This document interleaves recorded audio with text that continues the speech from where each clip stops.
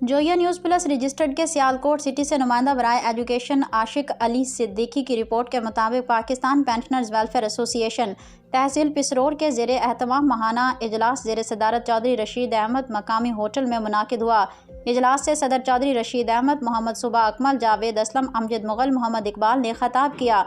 मुकर्रिरीन ने हुकूमत की जानिब से हालिया पेंशन तरामीम को यकसर मुस्तरद किया और जिस तरह A17 के कानून को बहाल किया गया उसी तरह हुकूमत से मुतालबा है कि बाकी तरामीम को भी फौरी वापस लिया जाए। मुकर्रिरीन ने CEO एजुकेशन सियालकोट से मुतालबा किया कि लीव इनकैशमेंट की अदायगी के लिए जल्द नोटिफिकेशन जारी किया जाएगा।